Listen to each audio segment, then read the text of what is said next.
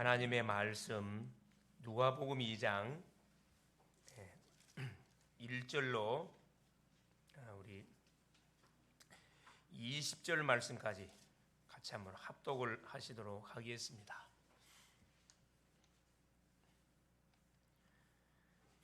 그때 가이사 아구스토가 영을 내려 천하로 다 호적하라 하였으니 이 호적은 구레노가 수리아 총독이 되었을 때 처음 한 것이라. 모든 사람이 호적하러 각각 고향으로 돌아가매 요셉도 다윗의 집 족속이므로 갈릴리 나사렛 동네에서 유대를 향하여 베들레헴이라 하는 다윗의 동네로 그 약혼한 마리아와 함께 호적하러 올라가니 마리아가 이미 잉태하였더라. 거기 있을 그때 해산할 날이 차서 첫 아들을 낳아 강보로 싸서 구유에 넣었으니 이는 여관에 있을 곳이 없음이러라. 그 지역의 목자들이 밤에 밖에서 자기 양떼를 지키더니 주의 사자가 곁에 서고 주의 영광이 그들을 두루 비추매 크게 무서워하는지라. 천사가 이르되 무서워하지 말라. 보라, 내가 온 백성에게 미칠 큰 기쁨의 좋은 소식을 너희에게 전하노라. 오늘 다윗의 동네에 너희를 위하여 구주가 나셨으니 곧 그리스도 주시니라. 너희가 가서 강보에 쌓여 구유에 넣어 있는 아기를 보리니 이것이 너희에게 표적이라 하더니 호련히 수많은 천군이 그 천사와 함께 하나님을 찬송하여 이르되 지극히 높은 곳에서는 하나님께 영광이요 땅에서는 하나님이 기뻐하신 사람들 중에 평화로다 하니라. 천사들이 떠나 하늘로 올라가니 목자가 서로 말하되 이제 베들레헴으로 가서 주께서 우리에게 알리신 바 이 이루어진 일을 보자 하고 빨리 가서 마리아와 요셉과 구유에 누인 아기를 찾아서 보고 천사가 자기들에게 이 아기에 대하여 말한 것을 전하니 듣는 자가 다 목자들이 그들에게 말한 것들을 놀랍게 여기되 마리아는 이 모든 말을 마음에 새겨 생각하니라. 목자들은 자기들에게 이르던 바와 같이 듣고 본 그 모든 것으로 인하여 하나님께 영광을 돌리고 찬송하며 돌아가니라. 아멘. 주는 살아계신 할렐루야. 오늘은 예수님이 그리스도로 사람의 몸을 입고 이 세상에 성육신하신 성탄절입니다. 그래서 특별히 날씨가 엄청 많이 이렇게 쌀쌀한데 또 그만큼 이 세상 살아가기가 굉장히 지금 매섭다는 것을 우리에게 또 알려주는 그런 그 날씨가 아닌가 생각이 들기도 합니다. 특별히 이번 우리 성탄절을 기점으로 해가지고 우리의 모든 영육이 회복함을 덧입고 소생함을 얻는 그런 복된 출발이 될 수 있기를 바랍니다. 오늘 제목이 뭐냐? 다윗의 동네에 그리스도로 오신 예수입니다. 다윗의 동네에 구주가 나셨는데 그 구주가 누구다 봐? 그리스도 주시니라. 하나님으로 계신 그분이 사람의 몸을 입고 약속대로 어디에 왔다는 거죠? 다윗의 동네에 왔다는 겁니다. 오늘은 지구 역사상 가장 사실 기쁜 날입니다. 왜 가장 기쁜 날이냐? 우리 인간이 저질렀던 죄악의 문제, 이 사탄의 문제, 지옥의 문제를 우리와 의논하지 않고 일방적으로 하나님이 우리를 사랑하사 우리 인생 문제를 끝내기 위해서 하나님이신 그분이 직접 이 세상에 뛰어든 날입니다. 그래서 성탄의 주인공이신 예수 그리스도가 탄생한 날입니다. 이것은 원수 마귀 입장에서는 사실은 벌벌 기는 결박을 당하는 그런 날이거든요. 그래서 2021번째 생일을 우리 주님이 이 지구상에 오신 그 2021번째 생일을 우리가 지키는 그 날입니다. 우리가 사람의 생일도 우리가 서로 기뻐하고 축하해 주잖아요. 우리 인생 문제를 해결하러 오신 우리 주님을 당연히 환영하고 기뻐하고 찬양하고 경배하는 것은 당연한 겁니다. 근데 이것을 안타깝지만 세상의 모든 사람들이 놓치고 좀 살아가고 있거든요. 인생의 모든 문제를 해결하기 위해서 하나님이 사람의 몸을 입고 이 세상에 오신 날이라 이 말입니다. 나와 우리와 모두의 죄를 해결하고 사탄의 사주팔자 운명의 문제를 완전히 끝내고 더 이상 인생 방황을 종지부에 찍어버리기 위해서 하나님이신 그분이 시공간의 세계로 들어온 날이라 이 말씀입니다. 그래서 요한복음 1장 14절에 말씀이 육신이 되어 우리 가운데 거하심에 말씀이 육신했다 말씀하거든요. 자, 생각 한번 해보세요. 시공간의 제한을 받지 않는 그 하나님께서 우리 인생의 문제를 해결해 주시려고 시공간의 제한을 받는 이 세상 속에 들어오셨다는 거거든요. 이건 저주입니다. 사실은 뭘 포기하지 않고는, 모든 것을 포기하지 않고는 할 수 없는 그런 일이셔요. 이유가 딱 하나예요. 우리 인간을 너무너무 사랑하신 그 이유 하나 때문에 하나님께서 이것을 마다하지 아니하시고 자기 독생자 예수님을 이 지구상 인간 세상에 보내셨다는 거거든요. 비록 코로나 팬데믹으로 인해 가지고 많은 사람들이 지쳐 있습니다. 낙심과 좌절과 절망 속에서 사람들이 사실 살아가고 있어요. 우리 사업하신 분들은 굉장한 사업에 어려움이 있고, 또 우리 직장 다니신 분도 마찬가지고, 모든 하여튼 편안하게 누리는 사람은 거의 없습니다. 그러나 이것은 그 세상에서 문제지만은 우리 믿는 사람의 입장에서는 문제가 되지 않고 오히려 기회입니다. 왜 기회냐? 흑암운동 공허의 세력을 결박하기 위해서 우리 주님이 오셨기 때문에 그래요. 그래서 우리에게 문제는 뭐라고요? 우리에게 위기는, 우리에게 엄청난 그런 어려움은 기회라니까. 어떤 기회죠? 성탄의 주인공으로 오신 그리스도를 체험할 수 있는, 그분을 내가 사실적으로 만나는 그런 기회가 되는 겁니다. 깨달으면 축복이 됩니다. 못 깨달으면 계속 어려움을 당하지만은 깨닫는 순간부터 모든 뭐가요? 과거 모든 상처들이 발판이 딱 되는 거거든요. 그래서 이 엄청난 비밀을 우리에게 알려주시려고 우리 주님이 오신 거예요. 그래서 성탄절을 시작으로 해가지고, 오늘을 기점으로 해가지고 제2 세력이, 질병의 세력이, 재앙의 모든 세력이 완전히 전염병의 세력이 종지부 찍어지는 그런 오늘이 될 수 있기를 그리스도의 이름으로 축원을 드립니다. 틀림없죠. 그래서 교회는 세상을 향한 이 분명한 사실을 선포해야 됩니다. 믿음의 사람들은 만나는 사람들에게 이 놀라운 사실들을 알려줘야 된다는 거예요. 세상은 이거 모르고 있어요.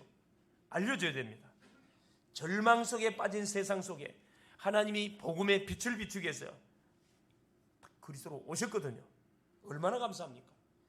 이번 성탄절을 계기로 해가지고 잃어버린 이 감사, 잃어버린 기쁨, 잃어버린 건강, 잃어버린 모든 경제, 잃어버린 구령의 열정, 영혼을 사랑하는 구령의 열정, 이것이 회복되는 그런 귀한 시간이 될 수 있기를 그리스도의 이름으로 축원을 드립니다. 그러기 위해서 우리가 성탄의 의미를 바로 알고 누리고 전해야 되겠습니다. 그렇다면 도대체 이 성탄절이란 뜻이 무슨 뜻입니까? 크리스마스, 이게 성탄절인데, 크라이스트, 그리스도께서 마스, 날이거든요. 그리스도를 경배하는 날이라 그래서 성탄절이라 이야기를 합니다. 이건 더 구체적으로 표현하면 기름 부음을 받은 자를 예배하는 날. 누가 기름 부었죠? 그렇죠. 우리 주님께서, 하나님이 우리 주님에게 예수에게 기름을 부어가지고 인간이 해결해야 할 이 창세기 3장의 제약의 문제, 사탄 문제, 이 지옥의 문제를 완전히 깨트려 뿌리기 위해서 오셨거든요. 그래서 인간의 근본 문제인 삶 저주를 완전 꺾는 날이 바로 어떤 날이냐? 이 성탄절입니다. 주님이 오신 날이에요. 이 날을 예배하는 날이라, 그래서 성탄절이라 이야기합니다.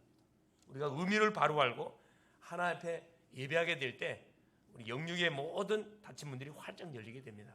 첫 번째입니다. 그래서 우리는 항상 뭐 해야 되느냐? 이것이 사실이 맞다 그러면은 주님의 오심을 기다리는 우리가 사람들이 되어야 됩니다. 자, 세상의 현 주소입니다. 왜 주의 오심을 우리가 기다려야 되느냐? 세상의 영적 상태입니다. 창세기 1장 2절에 보니까 세상은 어떤 상태에 묶여 있냐 하면 흑암, 혼돈, 공허 속에 딱 잡혀 있습니다. 그 흑암, 혼돈, 공허의 세력을 잡은 자가 누구냐? 그게 사단이에요. 눈에 보이지 않다 보니까 누가 속임을 당했냐? 아담의 가정에 파고 들어왔는데 아담이 바로 자빠져 버렸습니다. 창세기 3장 1절 6절 하나님이 금하셨던 선악과 언약을 모함을 통해서 뱀 속에 들어온 사단의 유혹을 받고 결국은 뭐하게 돼버린 거죠? 넘어지게 된 겁니다. 하나님의 약속을 결국은 불순종하게 돼버렸다는 거거든요. 그 결과로 하나님을 떠나게 됐고 그 결과 사단에게 우리 인생이 잡혀버렸습니다. 이때부터 우리 인생은 누구 중심으로? 그렇죠. 하나님을 예배하는 인생이 아니고 나 중심의 인생으로 전략이 됐어요. 나를 위해 살고 가정을 위해 살고 우리 자녀를 위해서 나 쪽으로 인생이 다 이렇게 완전히 이렇게 타락이 돼버린 거죠. 여기서 끝나지 않고 자, 범죄한 우리 인간에게 하나님 뭐가 언도돼? 사망이 언도돼 버렸습니다. 제사슨 사망이라. 이미 사망이 언도된 인생 속에 하나님 또 기회 줬잖아요. 창세기 3장 15절 하나님께서 여자의 후손을 바라보면 구원받는다. 이들이 또 여자의 후손을 바라보는 가운데 계속 승리합니다. 그러다가 또 배부르니까 창세기 6장 자기가 좋아하는 대로 아내를 삼고 이제 하나님은 뒷전이고 뭘 중심으로? 네피림 힘있고 그리고 많고 강한 사람 중심으로 뭐가 사는 인생 됐다니까. 이게 네피림입니다. 물질 중심. 이게 보이는 것 중심으로 인생이 살아가는 쪽으로 흘러갔는데 어느 정도 다르겠냐? 하나님이 사람 지으셨음을 한탄할 만큼. 그래서 하나님께서 홍수로 모아버리기로 쓸어버리기로 작정하셨잖아요. 누구 한 사람을 준비했죠? 노아라는 한 사람을 딱 준비했습니다. 노아의 가정 외에는 다 타락 속에 다 빠져버렸습니다. 그래서 홍수로 하나님께 쓸어버리잖아요. 근데 언약의 계대를 이어가야 되기 때문에 노아라는 가정을 하나님 딱 준비시켜가지고 이들을 통해 새롭게 또 인류를 또 번식시킵니다. 또 살만하니까 또 어디에 빠집니까? 창세기 11장. 다시는 우리가 탑을 쌓아가지고 홍수로 뭐 하지 말자. 재앙을 당하는 일을 우리가 당하지 말자. 탑을 쌓기 시작합니다. 탑을 쌓은 이유가 뭐죠? 하나님께 도전하는 거거든. 하나님은 흩어지라 그랬는데 흩어짐을 면하자. 그래서 하나님께서 결국 하나님 필요 없고 이제 우리가 신이다. 갈 때까지 가버렸죠. 그래서 하나님이 내려오셔서 뭐합니까? 탑을 쌓고 있는 그들에게 언어를 혼잡하게 만들기. 바빌이란 말은 언어를 혼잡하게 만들어가지고 소통, 불통이 되게 만들어 버렸어요. 그래서 쌓던 탑이 다 무너져 버렸죠. 우리 인간의 모든 하나님 없는 인간의 성공, 모든 공든탑은 한순간에 박살이 납니다. 이게 모래에 쌓은 성이거든. 이게 세상 사람들이 지금 이런 탑을 쌓아가고 있다니까. 이걸 알려줘야 돼. 그래서 하나님께서 이 아브라함이라는 사람을 불러가고 뭐합니까? 어디 가라? 가나안을 가라. 갈대아를 떠나서 내가 내게 지시할 땅 가나안 가라. 누구 기다리라? 메시아, 여자의 후손이 오실 그 메시아를 기다리라. 그래서 아브라함이 뭐 하게 된 겁니까? 약속의 땅 가나안을 간 거예요. 계속 인류가 번성되는 가운데 언약의 바탕이 흘러가는 가운데 또 어디에 빠집니까? 사도행전 13장 이 무속입니다. 무속. 이 문화의 틀 속에 우리 인간은 묶여가지고 모든 사람은 문화 없이 사는 사람 아무도 없어요. 이 무속의 문화, 16장 점술의 문화, 19장 우상의 문화, 문제만 터지면 쫓아가게 돼 있다니까. 어디 쫓아가요? 그래, 점집 쫓아가고 하다 안 되면 푸닥거리하고 굿하고 절간 쫓아가고 어디 쫓아가고 도사집 쫓아간다니까. 문제만 터지면 하나님을 딱 바라봐야 되는데 하나님을 바라보는 인생 아니고 계속 멸망을 당할 수밖에 없는 사단이 깔아놓은 그런 완전 틀 속에 딱 잡혀가지고 계속 어떻게 해요? 맞을 짓을 하는 우리 인생이 돼버렸습니다. 그래서 결국 뭡니까? 6가지 불신의 상태. 영적 문제 왔지. 우리는 뭐 하지 않으면 하나님을 바라보지 않으면 살 수 없는 인생 됐는데 이걸 깨닫지 못하니까 계속 우상 숭배하지. 귀신 섬기지. 정신 문제 오지. 성한 사람이 없어요. 욕심 문제 터지지. 질병 터지지. 내세 문제 터지지. 그리고 후세 문제까지. 그래서 우리의 후대들이 지금 어디에? 완전 세상 문화에, 세상 지식에, 세상 이념에 노출돼 가지고 비참하게 무너져 가고 있습니다. 그래서 우리 아이들 속에 뭐가요? 세상이 깔아놓은 문화에 아이들이 노출돼 갖고 생활하다 보니까 이 스마트폰 이거 하나 가지고 아무도 터치를 못해. 사실은 방에 들어가 버리면 무슨 일 하는지 모릅니다. 그 애들이 공부하겠습니까? 성경 읽겠습니까? 딴짓하고 있거든 사실. 사단이 깔아놓은 그 문화 속에 완전 노출돼 가지고 밤샌다니까. 그냥 연예인에게 빠져 밤새고 또 드라마에 빠져 밤새고 어디 게임에 빠져 밤새고. 그러니까요, 낮에는 뭐 자고 밤에는 눈이 동글동글해갖고 마는 거예요. 딴짓하고 있다니까. 만일에 성경을 읽고 책을 공부하고 영어를 공부한다, 완전 이건 뭐 유일생다 받을 수밖에 없죠. 그래 안 한다니까. 여러분은 뭐가 배경이 있고 하늘의 지혜 근원자이신 하나님을 섬기기 때문에 마음만 먹고 업무하면은 정말로 조금만 우리가 조금만 이렇게 채선다 하면은 여러분 완전 유일성의 증이 될 수밖에 없다니까. 근데 그 길을 알면서도 안 해요. 안 한다니까. 사단이 파는 함정이죠. 이게 지금 뭐냐? 우리가 살아가고 있는 현장입니다. 그래서 하나님께서 이런 현장 속에 무너져가는 인생들을 하나님 방치되지 않고 우리를 건지기 위해서 뭐 하신 거냐? 여기 보세요. 그때 그 말 나옵니다. 누가복음 2장 1절에 그때 가이사 아구스도가 영을 내려 천하로 다 호적하라 하였으니, 항상 우리 하나님께서 뭐가 찰 때 구원의 놀라운 시간표를 여시냐 하면은 제약이 극에 달할 때 항상 그러시거든요. 이스라엘 백성들이 출애굽해 가지고 430년 종살을 해야죠. 왜 하나님께서 시간표 문을 열지 않았냐? 아직 애굽의 사람들이 제약이 극에 다르지 않았다 그랬어요. 또 언약의 백성들이 부르짖음이 극에 다르지 않았다 그랬거든. 이 제약과 하나님의 백성들의 부르짖음, 이게 딱 타임이 맞아야 되거든. 사람은 1%의 가능성이 있으면 하나님 찾지 않습니다. 동서남북 바라봐도 더 이상 가능성이 안 보일 때 뭐합니까? 무릎 꿇고 하나님 찾잖아요. 살려달라고 막 부르짖잖아요. 그때 시간표가 이루어지는 거거든. 여기도 마찬가지예요. 이 타임이다, 타임. 지금 이 시대는 어떤 시대? 로마 시대입니다. 로마 제국이 모든 전 세계를 완전히 딱 이렇게 장악하고 있는 그런 시대 속에 우리 주님이 태어나셨거든요. 그러니까 하나님은 그 제약과 연관해 가지고 하나님이 중요한 구원의 시간표문을 우리 열어주거든요. 그때 보세요. 그때 바로 어떤 때냐 하면은 이제 우리 인생들의 제약이 극에 달하고 수많은 심령들이 누구를 기다리고 있었냐면 주의 오심을 기다리고 있었어요. 그게 누가복음 1장에 보면 소개되어 있습니다. 예수님 오기 전에 누가 먼저 태어났냐 하면 세례 요한. 세례 요한을 먼저 6개월 빨리 보내가지고 뭘 준비하게 한 거죠? 주의 길을 준비하도록 만들었습니다. 또 성전에 있으면서 기도했던 안나라는 이 여선지자, 수많은 선자들을 통해서 주의 오심을 계속 기다리게 하고 있었거든요. 창세기 3장 15절에 언약을 붙잡고 반드시 주님 오신다고 그랬는데 그 주님의 시간표가 언제인지를 계속 성전에서 기도한 거죠. 그 타임의 시간표가 왔는데, 자, 세상에 뭘 하나님께서 이용하냐 하면은 세상 나라를 하나님 활용을 해요. 그때 당시에 왕이 누구였냐? 가이사. 이 가이사는 누구를? 율리어스 시저를 이야기합니다. 아구스토는 누구를 이야기해요? 옥타비아누스. 이게 세계사의 지도에 보면 옥타비아누스 황제를 이야기해요.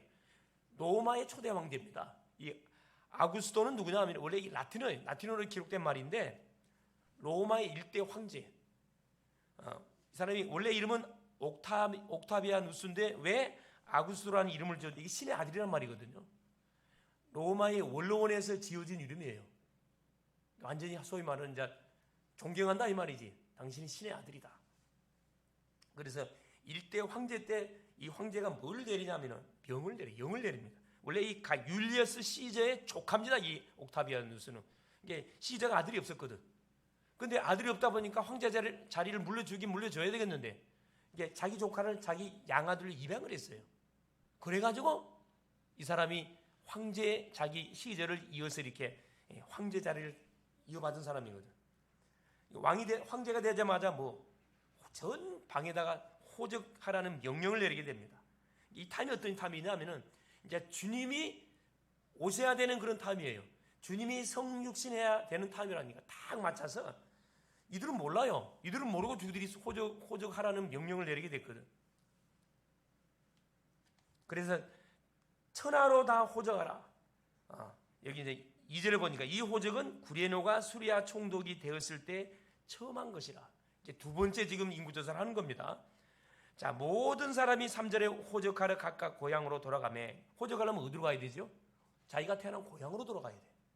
근데 지금 우리 요셉과 마리아는 어디에 살고 있죠? 갈릴리, 나사렛에 지금 살고 있거든. 자기 고향 어디로 가요? 베들레헴으로 가야 되거든. 요셉도 다윗의 집 족속이므로 갈릴리 나사렛 동네에서 유대를 향하여 베들레헴이라는 다윗의 동네로 그 약혼한 마리아와 함께 호적하러 올라가니 마리아가 이미 잉태하였더라. 산딸이 다 됐다 이 말입니다. 그래서 자, 마리아가 잉태한 이 아들은 누구죠? 이 구세주인데 어디에서 태어나야 돼요? 미가서 5장 2절에 베들레헴 에브라다야, 너는 유대 족속 중에 작을지라도 이스라엘 다스릴 자가 너에게서 나오나니 그의 근본은 상고의 영혼에 있다. 뭔 말이죠? 예수님이 태어나야 되는 반드시 베들레헴에 태어나야 됩니다. 누구? 베들레헴은 다윗의 고향이에요. 아브라함과 다윗의 자손 예수 그리스도의 세계라. 그러니까 아브라함의 후손을 통해서 메시아 와야 되는데 다윗의 후손을 통해서 와야 됩니다. 다윗의 고향 베들레헴에. 살기는 갈릴리 나사렛에 살았는데 호적 명령 때문에 지금 언약 성취를 위해서 뭐 하는 거죠? 누가 이용된 겁니까? 세상 왕이 쓰임을 받게 된 거예요, 사실은. 이들은 모르고지만 하는 건데 그 타임하고 딱 하나님께서 맞춰져 가는 거 얼마나 기가 찹니까? 그래서 요셉도 자기 마리아와 함께 그 산딸이 된 부인을 데리고 참 쉽지 않죠, 사실은. 근데 뭐 나라의 명령이니까 어길 수가 없단 말이에요. 왜 호적 명령을 내렸는가? 이유가 딱 하나 있습니다. 첫째는 뭐냐면 세금 걷기에 있어. 둘째는 노동력, 인구를 조사해가지고 노동력을 사용하기 위해서 인구조사를 하는 거거든. 이게 이제 왕의 입장에, 황제 입장에서는 뭡니까? 자기의 힘을 과시하게 한 그런 방법으로 정책적으로 펼치는 겁니다. 한마디로 더 많은 거지, 사실은. 마리아가 잉태하였더라. 근데 보세요. 자, 5절부터 보니까 그 약혼한 마리아와 함께 호적하러 올라가니 마리아가 이미 잉태하였더라. 6절, 7절. 거기에 있을 그때 해산할 날이 차서 쳐다들라. 강보로 쌓여 구유에 넣었으니 이는 여관에 있을 곳이 없습니다. 말구유관에서 뭐 아기를 놓은 거거든. 자, 한번 생각 한번 해보세요. 인류의 모든 인생 문제를 해결하기 위해서 오신 그 주님이 자 뜨겁게 환영을 받고 오셔야 될 분인데 환영받지 못한, 그것도 어디에? 일반 사람들이 다 놓을 수 있는 집에서 아기를 놓지 못하고 어디에서? 그래요. 이 말들이 자고 먹고 사는 그 말구유, 그 말들이 사는 그 집안에서 말구유, 말밥통 있죠, 말밥통. 말밥통에 우리 집이 태어나가지고 그 말밥통에 딱 넣었다니까. 이렇게. 무슨 의미가 있냐? 중요한 의미가 있습니다. 이 말밥통을 뭘 이야기하는 거죠? 말이 먹는 밥통을 말해요. 그럼 우리한테 어떤 영적 의미를 던져주고 있냐면은 모든 인생은 이 누구를요? 이 밥을 먹어야 돼. 밥통에 있는 밥을 먹어야 된단 말이에요. 모든 인생은 예수를 먹어야 된다 이 말이에요. 예수 안 먹으면 절대 살 수 없어요. 그런 영적인 중요한 의미를 주고 계신 거죠. 자, 그러는 상황에서 보세요. 두 번째, 다윗의 동네에 그리스도라 칭하는 예수가 딱 태어나셨는데 누가복음 2장 8절부터 그 말씀이 소개되어 있습니다. 그 지역의 목자들이 밤에 밖에서 자기 양떼를 지키더니, 자, 다윗의 동네에 베들레헴이라는 지역에 그리스도가 반드시 태어나는 이것은 언약에 대한 뭡니까? 성취입니다. 언약 성취. 그게 마태복음 1장 1절에 아브라함과 다윗의 자손 예수 그리스도의 세계라. 그 족보가 쫙 나와 있거든요. 그러면서 족보 가운데 자, 다윗의 후손으로 오는데 어디로 태어나야 돼? 미가서 5장 2절에 베들레헴 반드시 어디에? 말구에 태어나야 돼요. 베들레헴 말구에. 어떻게 태어나야 되느냐? 이사야 9장 6절. 아기의 모습으로 와야 됩니다. 한 아기가 낳고 한 아들이 태어났는데 그 어깨에는 뭘 메었고? 정사를 메었고 기묘자라, 모사라, 전능하신 하나님이라, 영존하신 아버지라, 평강의 왕이라 그랬거든요. 반드시 누가 오는데 메시아가 그리스도가 오기는 와야 되는데 악의 모습으로 와야 된다고 예언해놨습니다. 이사야 선지자가 예언했다니까. 그 예언대로 어떻게 된 거죠? 마태복음 1장 16절에 누구 족보를 통해서? 다윗의 족보를 통해서 야곱이 누굽니까? 요셉. 이 예수님의 육신의 아버지 누구? 그래, 야곱은 누구예요? 요셉. 육신의 아버지 요셉은 다윗의 후손이거든. 마리아도 다윗의 후손입니다. 자, 거기서 태어났어요. 태어났는데 뭐라고 이야기합니까? 마리아의 몸에서 그리스도라 칭하는 예수가 나시니라. 이렇게 딱 성경은 말씀하고 있습니다. 그러니까 이 사건이 우연히 일어난 게 아니고 하나님의 완벽한 계획 속에서 진행되어지는, 톱니바퀴처럼 탁탁탁 돌아가는 구약의 예언이 딱 신약의 성취로 맞물려 돌아가는 그 언약 성취의 사건이라는 것을 말씀합니다. 그러면서 이 기쁨의 소식을 가장 먼저 누구에게 알려주냐면 목자들한테. 그게 자 9절이죠. 자, 주의 사자가 곁에 서고 주의 영광이 그들을 두루 비치는지라. 목자들을 딱 비추고 있습니다.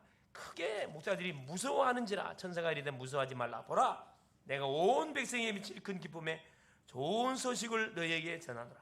온 백성에게 미칠 가장 기쁨의 소식. 사람들이 기다리고 기다리는 인생의 근본 문제를 해결할 그 구세주 주인공이 자 오시는 그 귀한 소식을 가장 먼저 목자들한테 천사들이 알려줬다니까. 제가 찾아나요. 또 우리 마태복음에는 누가 소개되어 있냐 하면 동방박사. 누가 마태복음 2장에 동방박사들이 자 별을 보고 그 주의 오심을 찾아왔습니다. 그래서 주의 오심 그 말구관에 예수님께서 탄생한 그곳에 가가지고 황금, 모략, 유향을 하나님께 드리면서 엎드려 절했잖아요. 주의 오심을 환영했습니다. 누가? 이방 박사들, 동방 박사들이. 하나님을 잘 안다고 하는 유대인들은 바리새인들, 유대인들, 사두개인들, 대제사장들은 캄캄하고 있는데 이거 완전 어둠 속에 잡힌 거죠. 저 이방 나라 동방 박사들이 와가지고 주의 오심을 환영했다니까요. 참 이 복음은 아무나 깨닫는 게 아닙니다. 하나님이 은혜를 줘야 돼요. 내가 예수님을 그리스도를 믿는다. 이건 기적입니다. 옆에 사람을 향하여 고백합시다. 기적입니다. 기적이 정말 기적이에요. 여러분 계속 감사 해야 된다니까. 그러면 11절에 뭐라고 해야 합니까? 오늘 다윗의 동네에 너희를 위하여 구주가 나셨으니 곧 그리스도 주시니라. 이 말이 보통 말이 아닙니다. 사실은 그토록 수천 년 동안 기다렸던 그 여자의 후손이신 그분이 왔는데 어떻게 왔지요? 6월절 어린 양이 피 흘리는 방법은 누구 처녀의 몸을 통해서. 어떤 처녀입니까? 동정녀 마리아의 태를 빌려갖고 탁 태어났는데 어디에 태어난다? 바로 다윗의 동네 베들레헴에 태어났다는 거거든. 하나님이 구약에 예언했던 예언이 그대로 성취됐는데 세상의 왕들은 이거 알 수가 없어요. 왜? 어떻게 세상 왕이 그 시골 촌뜨기 베들레헴에 태어납니까? 헤롯 왕이 속았거든. 마태복음 2장에는 헤롯 왕이 소개되어 있어요. 여기 누가복음에서는 왕이 소개되어 있지 않고 연약한 자들이 소개되어 있습니다. 왜? 포인트가 틀리거든. 포인트가. 마태복음은 왕의 복음입니다. 왕. 그리스도가 왕으로 왔다. 이걸 뭐 해온 거죠? 기록한 거예요. 누가? 이 저자가. 누가복음 뭡니까? 인자, 연약한 자 중심으로 이 성경을 기록해놨기 때문에 이게 이제 그 왕이 틀리고 그때 당시에 이 헤로드 왕 여기는 구레노라는 사람이 소개되어 있잖아요. 그래서 결국 구유에 아기를 보니 이것이 표적이라. 지금 천사가 목자들한테 나타나가지고 목자들에게 말하고 있는 내용이에요. 목자들이 뭐랍니까? 참 무식한 사람들인데. 그런데 이 목자들은 뭐합니까? 새벽처럼 자기 양떼를 지키고 있던 사람들, 순수한 사람들, 깨끗한 사람들, 동기가 없는 사람들이란 말이에요. 예루살렘 교회에 나타나지 않았다니까. 대제사장, 유대인, 바리새인, 서기관들한테 이 기쁨에서 알려주질 않았어요. 이걸 은혜라고 하는 겁니다. 이게 복음을 아무나 받는 게 하나님 은혜를 주는 심령이 임해요. 똑똑한 사람들은 거의 가로막혀요. 알아듣지 못하는 내용이에요. 12절 보세요. 너희가 가서 강보에 쌓여 구유에 누워 있는 아기를 보리니 이것이 너희에게 표적이니라 하더니, 지금 이제 이 아무것도 모르는 이 목자들한테 천사가 나타나서 주의 이 오심을 가장 먼저 알려주면서 이걸 가서 말하는 거야. 전하라는 거라 지금. 그러니까 예수 그리스도 복음을 전하는 것은 오래 믿었다고 해서 잘 전하는 거 아니에요. 인자 믿어도 뭐 할 수 있습니까? 있는 그대로 갖다 말할 수 있다니까. 전도할 수 있다니까요. 이 축복을 우리에게 말해주고 있는 거예요. 자, 그러면 보세요. 13절에 호련히 수많은 천군이 그 천사와 함께 하나님을 찬송하여 이르되 지극히 높은 곳에서는 하나님께 영광이요 땅에서는 하나님이 기뻐하시는 사람들 중에 평화로다 하니라. 그래, 높은 곳에서는 하나님께 영광이고 땅에서는 평화다. 높은 곳 하나님께. 자, 이 흑암 하늘에 연결을 잡고 있는 존재가 사단마귀입니다. 사단마귀. 공중에 권세를 잡고 있어가지고 계속 하나님의 언약을 방해했는데, 언약을 방해한다고 방해됩니까 그게? 그래서 결국은 우리 주님의 언약대로 주님 오셔갖고 하늘에 이 공중의 권세하는 사단의 권세를 박살내버렸거든요. 박살내버렸습니다. 지금 그걸 이야기하는 거거든요. 하나님께 영광이요 땅에서는 하나님이 기뻐하시는 사람들 중에 평화다.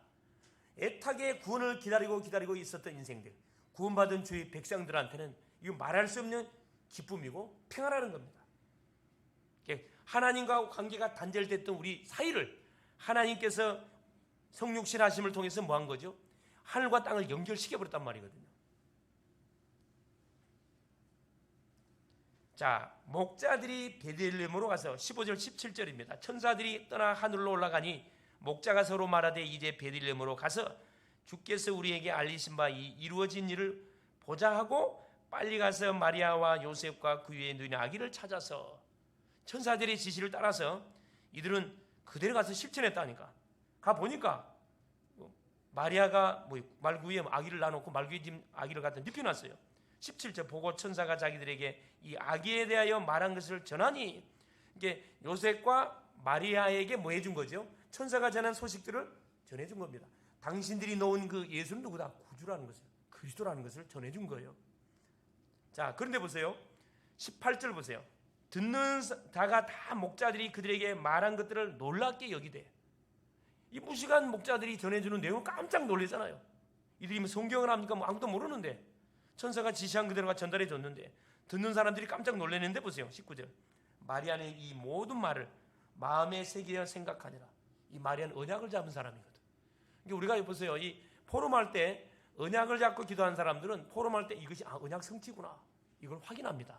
그 언약을 안 잡은 사람들은 응답이 어디 이게 응답인지 아닌지 이걸 모르는 거예요, 사실. 그래서 여러분 강단에 선포되는 메시지를 약속으로 잡으란 말이 굉장히 중요한 거거든. 굉장히 중요합니다. 그래서 이 마리아는 이미 모를 때, 자, 예수님을 탄생 전에 뭘 지시를 받았죠? 그렇습니다. 하나님의 선택을 받은 여인이라는 것을 천사를 통해서 이미 그 말씀을 들었어요. 마리아에게 수천 년 너희에게 누가 하나님의 은혜가 임해가지고 너가 누구를 낳을 것이다, 구세주를 낳을 것이다. 그 언약을 받았던 사람이에요. 그러니까 그 약속이 성취된 것을 목자들의 소식을 듣고 나서 마리아는 뭐하게 생각, 탁 아멘 했다 이 말이죠. 자, 그러고 나 보세요. 자, 듣는 자들이 놀랍게 여겼지만 마리아는 모든 말을 마음에 새겨 생각하니라. 이게 예배를 통해서 주시는 언약의 말씀을 나에게 약속으로 딱 잡으면은 그 말씀은 반드시 어떻게 되는 성취가 됩니다. 이게 마리아는 뭐 하고 있는 거죠? 그 언약이 자기에게 분명히 성취를 믿고 계속 기도하고 있었다는 것을 확인할 수 있잖아요. 너무 중요합니다. 자, 그러면서 보세요. 20절에 목자들이 하나님께 영광을 돌리고 찬송하며 돌아갔다. 그러니까 천사들이 지시했던 내용들을 그대로 뭐 한 겁니까? 심부름한 거예요. 구원받은 주의 백성들, 우리가 해야 할 일은 성탄의 주인공으로 오신 예수님을 뭐 해야 되냐? 우리가 뜨겁게 환영하고 찬양하고 경배해야 되지만, 자, 이분이 왜 오셔야 되는지 이유를 우리가 바라고 뭐 해줘야 돼요? 만나는 심령들 속에 성탄절을 왜 우리가 지켜야 되는지 이유를 바로 전달해 줘야 된다는 말입니다. 목자들은 자기들에게 듣는 바와 같이 듣고 본 그 모든 것으로 인하여 하나님께 영광을 돌리고 찬송하며 돌아가니라. 확인했잖아요. 약속대로 가보니까 예수님이 태어났어. 그걸 확인하고 하나님께 찬양하고 영광 돌리면서 자기 또 본업으로 돌아갔다 말씀을 하고 있죠.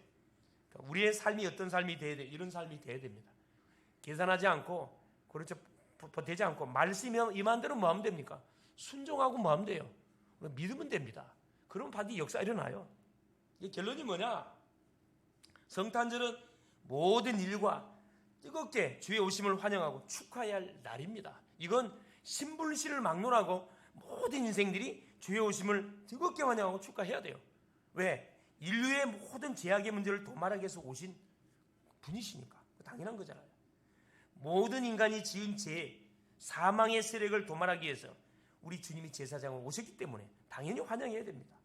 우리 속에 있던 원수 마귀 사단의 모든 세력을 결박하고 우리를 여기서 끄집어내버리기 위해서 오신 왕으로 오신 분이기 때문에 당연히 이분을 환영하고 우리가 경배해야 돼요.